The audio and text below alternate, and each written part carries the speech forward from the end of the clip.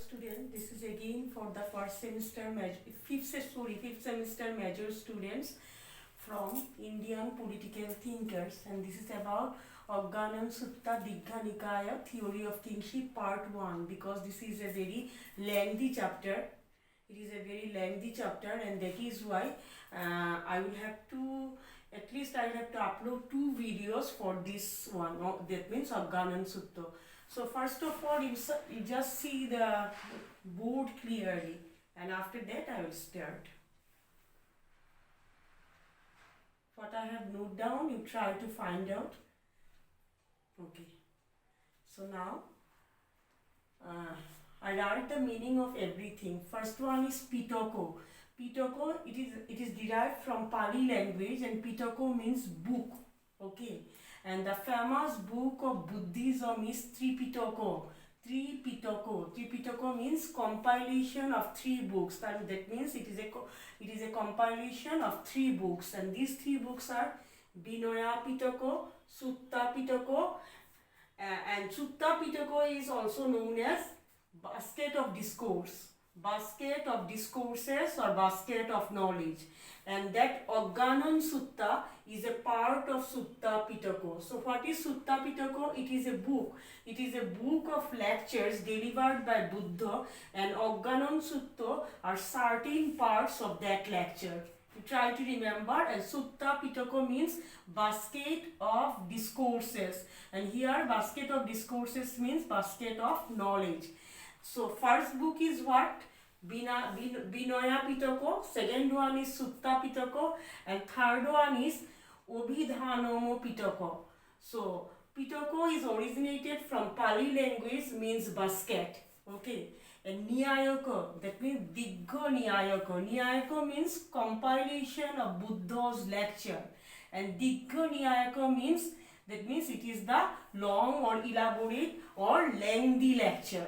It is the lengthy lecture. So Digha means lengthy and Niyayaka means lecture. So Digha Nikaya.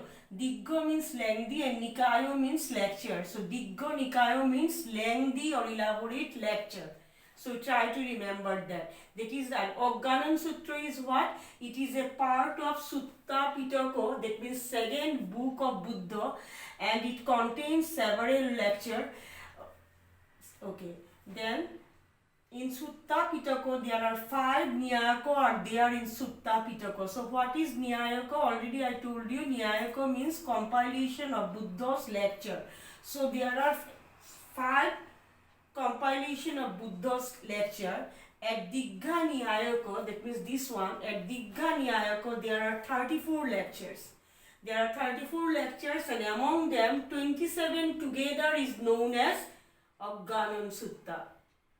There are 34 lectures in the Digha Niyayaka, and 27 together is known as Aggannasutta. And before whom Buddha has delivered that lecture of knowledge, he has delivered this lecture before Rishi. Rishi means sage. Rishi Bharadwaja and Rishi Vasishtha. They are 2 ancient sages of Hindu religion. So before them, before these 2 knowledgeable persons, Buddha delivered his lecture about what? About origin of life, evolution of life, evolution of society, evolution of family, origin of the state, etc., etc. So you try, if there is short note about what is Aggannasutta, you try to write that it is a combination or compilation of Buddha's lecture together. 27 lectures are there, and these are delivered by Buddha before these 2 famous saints, and these Aggannasutta elaborately contain about the origin and evolution of human life, human society, family, origin of the state, concept of sovereignty, etc., etc. So first of all, you try to understand what is Aggannasutta. Aggannasutta means it is a book. It is a compilation of Buddhist lecture, and Digha Niyayaka means lengthy. Nikaya means compilation of Buddhist lecture or lecture. Digha Niyayaka means lengthy lecture, and Aggannasutta means it is a part of Sutta Pitaka. Sutta Pitaka is the second book of Tripitaka, and it contains about 34 lectures, among them 27 together is known as Aggannasutta. Then about the causes for origin of the state, Buddha said that it is almost an amazing story about the origin of the state. Actually, Buddha did not support about the divine origin theory of the state or social contract theory of the state. His theory is little bit different. He said that in the society, some of the people who are very much power hungry and greedy, they were creating trouble in the society. They were creating different type of trouble in the society, and that is why they were conferred punishment. Who gave them punishment? The punishment given by other peoples who were not doing this type of evil activities. So those who are normal people, those who are good people, they conferred punishment to those greedy people, and at that time giving punishment, it was regarded as legal activity. That means they are legally doing the right thing. They are doing the right thing legally by punishing the wrongdoers. And who have punished? No authority. It is other peoples who are not joining their party. And those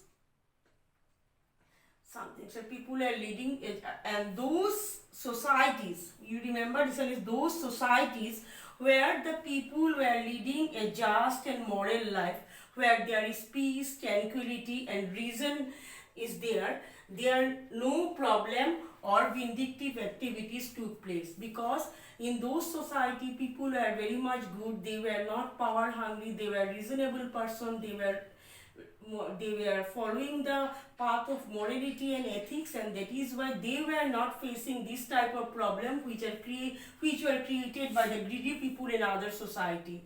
So so for the evil activities of the people, initially trial took place in the public meeting by the public.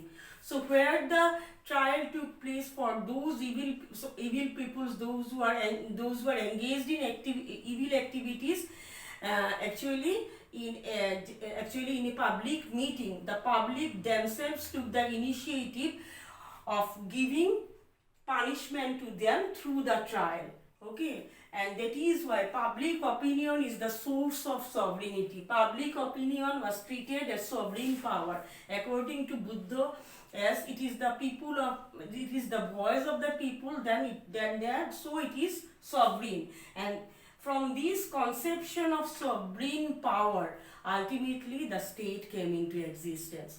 So Buddha was not entrusted the power to a particular person or any contract, or he never said that everything is originated from the God. He said that people themselves can shape their own fate. They themselves can change their life. They themselves can change their fate, and they can develop their way of life themselves. So it is not like social contract theory or divine origin theory. Here the people themselves, they are giving punishment to their fellow brothers and sisters who are creating problem in the society. And where they are giving the punishment, it is in the open meeting.